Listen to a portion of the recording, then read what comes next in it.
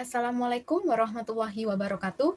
Perkenalkan, nama saya Belinda Suryaning Rahayu dengan 3 NIM terakhir 123 dari jurusan Akuntansi Universitas Airlangga. Di sini saya akan membawakan sebuah topik yaitu Kota Jakarta cukup berhasil dalam menangani COVID-19. Setuju atau tidak? Dan di sini saya berperan sebagai pihak yang setuju. Lalu, apa yang mendasari alasan saya tentang hal ini dan juga bagaimana pendapat para ahli tentang hal ini? Yuk simak penjelasan berikut ini. Ini merupakan grafik penambahan kasus harian COVID-19 di Jakarta. Seperti yang kita lihat, pada bulan November 2020, kasus COVID-19 di Jakarta ini cenderung mengalami kenaikan yang terus-menerus, hingga pada puncaknya yaitu pada tanggal 7 Februari tahun 2021, yang terdapat sebanyak 4.213 kasus terkonfirmasi positif COVID-19. Setelah tanggal 7 Februari tahun 2021, ini terjadi penurunan dari penambahan kasus harian COVID-19 di Jakarta. Nah, sebagian orang itu berprasangka bahwa turunnya kasus terkonfirmasi positif COVID-19 ini karena adanya penurunan dari angka testing yang terjadi pada minggu kedua bulan Februari sendiri.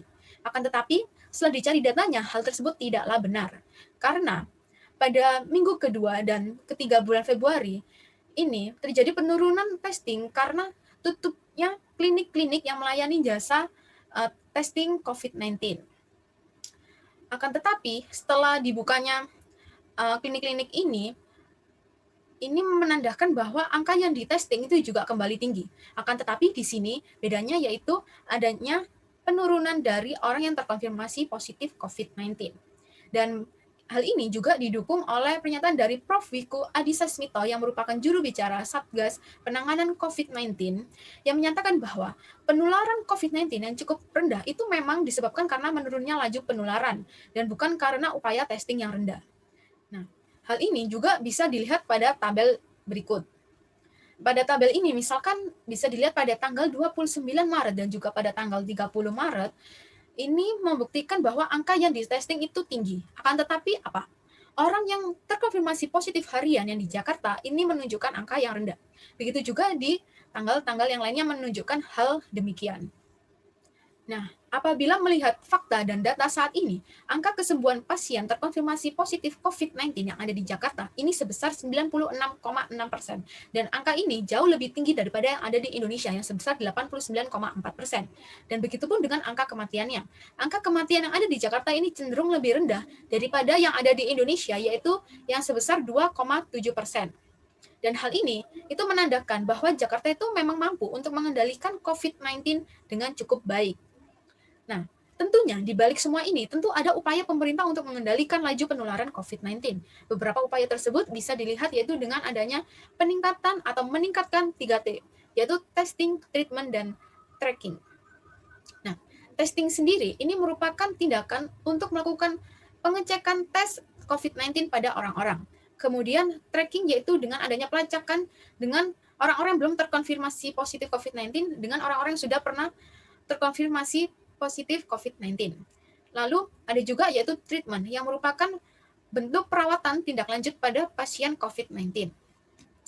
Nah, selain itu, pemerintah juga memberlakukan pembatasan kegiatan masyarakat berbasis mikro.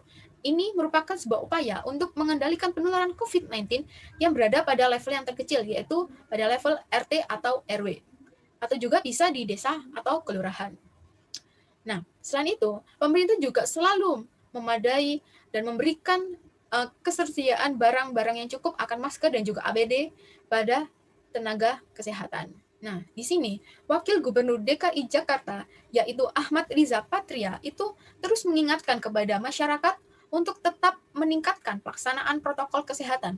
Karena sebagaimana yang dilansir oleh Dr. Diki Budiman bahwa kedisiplinan warga pada protokol kesehatan ini akan berkontribusi sebanyak 80% pada kurva penambahan COVID-19.